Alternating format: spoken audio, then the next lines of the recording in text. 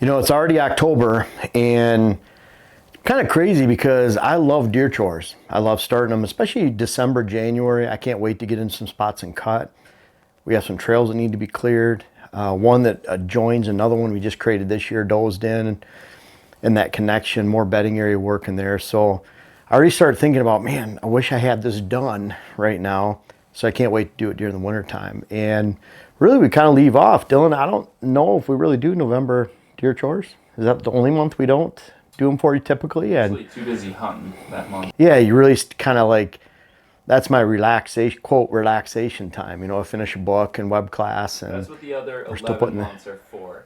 Relaxing? Well, no, getting it all done the Yeah. other 11 months so that you can take that month off. Yeah, kind of. But so we still have some deer chores in October to do, and I feel like there's some opportunity to get some things done, and I feel like it because I need to get some things done. And so as we're heading into October now, really want to make sure we're winding some things up that we're going to talk about here and make sure you're on track. And this is it, folks. We're not going to have one in November. We probably will in December because there's some bedding area work I like to get done. You know, every month there's something to do, and that you do more specifically that month than another month. So number one, last minute stand clearing. Really? You know, it's already October, but even it was 2 nights ago, I went into a blind. It's down in the bottom. And I knew I'd have some light clearing. There's some box elder shoots that shot up from that we cut last year. They were 5-6 feet long, and it was so easy going in there. Planning on it, I even brought a saw, but I found just by snapping it over slowly as I was on the way to the stand, the blind that was 10 yards away, it was pretty easy to get done. And this kind of goes with some of the bringing bow ropes and holders to your stand. This time of year, I always bring a saw too. So there's been so many times in the past where I get to a stand and I don't have a saw, and there's one branch that if I had a saw I could just reach out and nip it off, or I've even climbed up other trees to get it off. But you get into a stand that you cleared earlier in the summer and it's grown in a little bit, and so bringing a saw.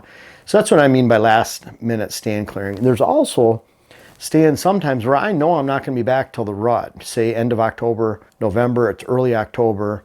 I know I can go in there and it's hardwood setting on the edge of a thicket. I know I don't have to clear a lot of shooting lanes because I'm in some big hardwood trees or some big overgrown mature spruce or pine. And I know if I go in there and hang a stand, I might have a little bit of clear up top, especially from the stand. That's kind of my favorite, where I'll bring a pole saw up and actually clear right from the stand. So I'm clearing shooting lanes through open woods. I might only have to worry about by that stand. I'm actually taking those branches, I go put them in a non-deer spot, so I don't have to worry about them walking by and seeing it. But there is some opportunity for that. And don't miss out. I can't stand, there's only been one time where there's a monster buck that I couldn't shoot. And I actually had shooting lanes out to 35, 40 yards all around the stand. This is going back to maybe 2005, somewhere around there, 2006. But he's standing right below me.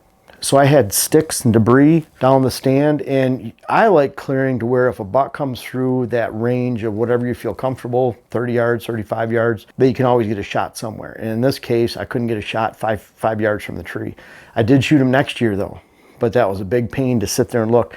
And eventually he's spooked, and it was first part of January, last couple days of Wisconsin's bow season back then. And my leg was literally shaking in the stand, and I think when he looked up, he saw me moving and shaking the tree a little bit maybe. But I was nervous. He was huge, and but I wish I had those lanes cleared. Number 2, and this is a big one. Now Tyler is here. He's our hunt winner. We have our charity event every year for Camp Kicking Bear, and so Tyler's name was drawn, and Tyler kind of forgot it was that day. So Tyler, you were a little surprised? Oh yeah.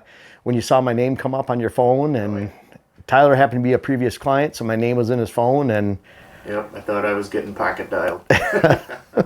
so it was fun actually calling him and telling him that he was the winner. And so he's out here right now for 3 days. So he's got the boring job of sitting on a stool and watching Dylan and I, and then Dylan's going out hunting with him tonight in a place it's the Blade blind, redneck blind looking over a water hole. We've had Lucky there. I think it might be Simba. Dylan's not sure. We'll need more pictures, but we've had a couple nice mature bucks in there just even last night. And lucky it was 45 minutes after dark, but that's kind of what happens this time of year. You never know when they're going to turn daylight. The only problem with that blind is Dante was out there clearing about 3 weeks ago, just a couple little trees that had to be knocked down out in the open, and there was a hornet's nest. So Tyler, are you allergic to hornets or bees? Nope. Okay, I should have asked that before already. But Dylan, I wanted to go out there and like pre-spray it. And that's what I'm recommending you do, is go to your blinds, make sure you spray them out before you go to use them. I've heard a lot of horror stories of people climbing up and getting attacked by hornets or bees. But Dylan wants to wing it tonight.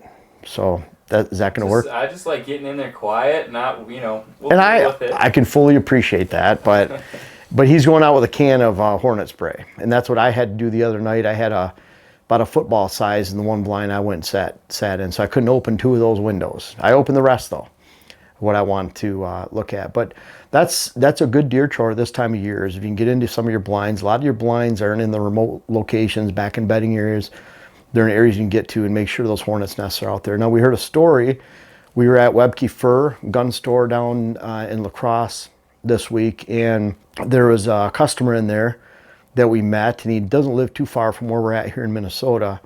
Oh, actually probably within 10 miles straight as a crow flies, just around the Nodine area. But he's seen 9 rattlesnakes, different rattlesnakes on his property. I don't know, he counted them up, maybe he removed them. I wouldn't think he killed them, but he was able to count 9 different ones. In fact, his 6-year-old son came in with one on a stick that he was holding bent over the stick to show his dad how cool it looked. You know, this yellowish looking rattlesnake. But he was actually into a deer blind a couple days ago to hunt, and he went in there with his bow, zipped into the blind to pop up. So he zips in the blind, gets on a stool, puts his bow down, puts his pack down, and all of a sudden starts opening up a couple windows to shoot through. Gets enough light in there that there was a 42, 44 inch coiled up rattlesnake right down by his foot within the pop-up blind. And so let's just say he got out of it. I don't know if the snake's still there, but bottom line is he got out of that blind safely. And he literally brought a lighter the next time. He said if he had one in there, he was just going to burn the blind down. But he got out of it safely, and that's another thing too. We have to deal with that even in this area, southeast Minnesota, southwest Wisconsin. That snake was coiled up in there, and there are areas and pockets of snakes. In fact, he lives below a park where the DNR actually drops him off, because there's no one that lives there. So if they capture him in the area, they'll go drop him off in a spot like that, and he's right below there. So that happens. Whether it's hornets or snakes, make sure they're not there. You can imagine crawling in the morning, and it gets hot, like with hornets' nests or snakes in there. So be very wary of that. Frost seeding switchgrass. October is a perfect month for frost seeding switchgrass. Now, September 1st, north half of Michigan, Wisconsin, Minnesota, upstate New York, over in the Dakotas. Great time to frost seed switchgrass after September 1st. September 15th, you can go a little bit lower, more southern. And then once you get into October 1st, you can cover just about anywhere in the country, because your switchgrass is not going to germinate this time of year. It's going to sit in that soil. It's going to go through the stratification process. It's going to get sucked into the soil. You can maintain weeds. You can actually spray the same day if you want. If you still have green, you can mow it, encourage that green to come in with a little bit of rain. Then you can frost seed. You can kill it at the same time, because the seed's not going to germinate till next May or June, depending on where you live. So you have a long time before that switchgrass is going to germinate, but it's going to go through the process of stratification, where it opens up that seed, makes it viable for germination. It's going to get sucked into the soil. You can kill weeds right now. You can spray simazine on before spring green up. I recommend 3 quarts. Right now I'd spray 2 quarts per acre glyphosate mixed with 1 pint per acre 2,4-D. Then I'd hit that simazine before spring green up, meaning there's no green in the woods. You can do that. It's in the ground for about 60 days. You just want to do it when the ground's not frozen, when there's not ice on it. You can spray. Then after spring green up, you can hit it again with Roundup and 2,4-D. You can never be too careful in getting switchgrass established and making sure you do it right. And then you want to mow if you see weeds coming in. And then we'll talk about quinchloric next year. Something that'll get your foxtail out, eliminates a lot of weeds. You just have to be so careful with 2,4-D, quinchloric on switchgrass, because even though, for example, 2,4-D is a broadleaf killer, you can kill young switchgrass. I know that from experience. And then you can also injure old switchgrass. I know that from experience, personal, firsthand experience. The same with quinchloric. You put a certain amount down, but if you double it, you're not using dye within your tank to know, and foaming agent where you can see where you've sprayed before, then you can really double up easy and kill your switch. So I'm hesitant to even recommend some of those things other than outside of spraying, because we as hunters tend to use too much. So perfect time to frost seed. And again, we have our switchgrass blends out right now. We have a southern and a northern blend. We did that because a lot of blends that people are buying, Cave and Rock switchgrass, great switchgrass. But people are planting it down in West Virginia all the way up to the UP in Michigan. And it doesn't cover that much of an area. So what we're trying to do is we have a southern blend, a northern variety. We have a super majority of a base variety within that switchgrass. And then we have some medium height stiffening varieties. And the idea is that medium height switchgrass is stiffer, smaller, and it keeps that taller switch from wisping over in the wind and blowing over a little bit. So we want a stiffer stand. We still have a high percentage of the base amount that is best for that area.